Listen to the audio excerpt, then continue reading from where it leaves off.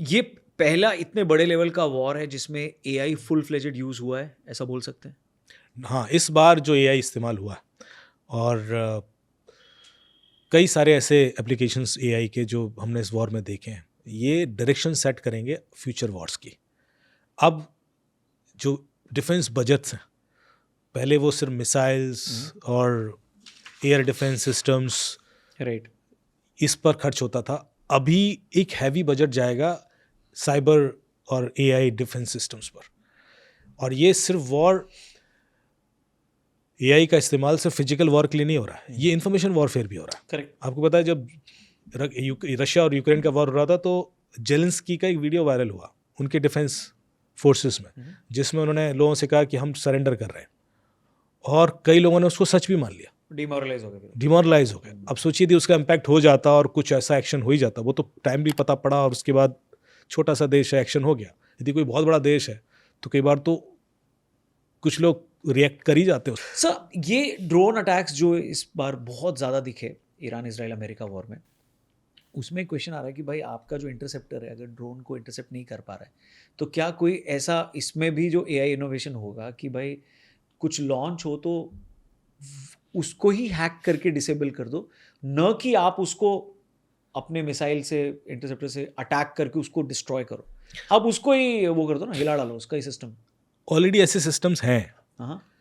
और पहले तो हम ये देखते हैं कि ये इकोनॉमिक वॉर बनी कैसे, क्योंकि एक ड्रोन जो बनता है उसकी कॉस्ट है $20,000। करेक्ट। जो मिसाइल है जो उसको इंटरसेप्ट करेगी उसकी कॉस्ट है 2 से 3 मिलियन। हाँ। 3 मिलियन का खर्चा आपको करना पड़ेगा एक ड्रोन को उड़ाने के लिए, जो 20,000 का है। करेक्ट। ईरान में 50,000 ड्रोन बनाए जा रहे हैं पर मंथ, इस तरह से कुछ या उससे ज़्यादा नंबर है, या शायद पर डे का है।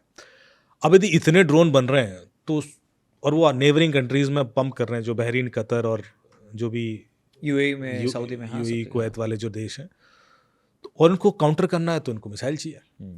अब इसके लिए जो सोल्यूशन है वो आते हैं 3 सोल्यूशन। एक आता है लेजर गाइडेड सोल्यूशन, उसमें क्या होता है कि वो आइडेंटिफाई करता है ड्रोन को और उसको जाम कर देता है वहीं।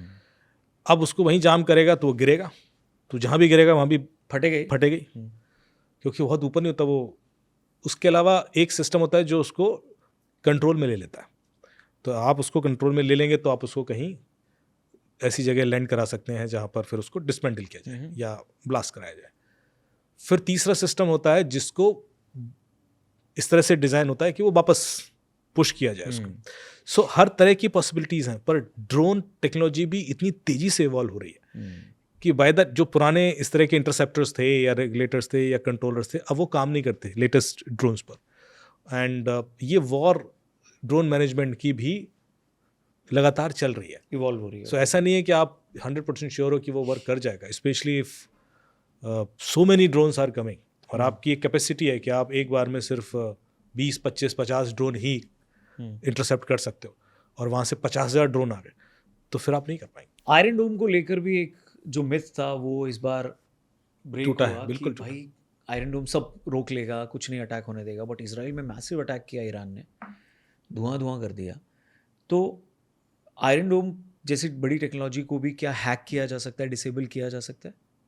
देखिए हर चीज़ की, या इतना ज़्यादा मार दो कि वो इनफेक्टिव एग्जैक्टली वही होता है, हर चीज़ की एक कैपेसिटी होती है कि वो उसका जो लेटेंसी है वो कितना है, कि detection time and reaction time. उस डिटेक्शन एंड रिएक्शन टाइम से ज़्यादा यदि अटैक हो जाएंगे तो वो उतने ही रिएक्ट कर पाएगा जितना उस टाइमिंग में हो सकता है, और उसमें से कुछ अटैक सक्सेसफुल हो जाएंगे।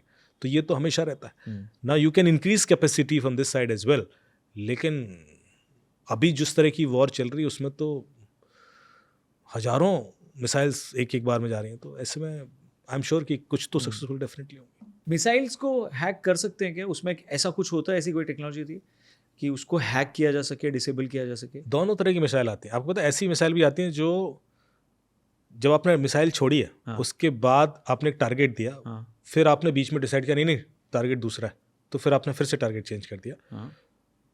उसका थोड़ा सा समय आपके पास होता है, इतना भी नहीं कि आप उस इतनी देर में तो वो पहुंच ही जाएगी, तो जो भी उसका ड्यूरेशन ऑफ ट्रैवल है उस दौरान आप उसको डिफ्लेक्ट कर सकते हैं। ठीक है।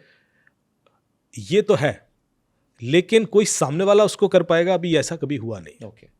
मतलब सामने वाला डिटेक्ट ही कर ले और उसको काउंटर कर ले, that is something which is achievable, but the possibilities are there, क्योंकि if you can do it तो सामने वाला भी डिफ्लेक्ट करा सकता है। तो लेकिन ऐसा अभी सक्सेसफुल नहीं हुआ।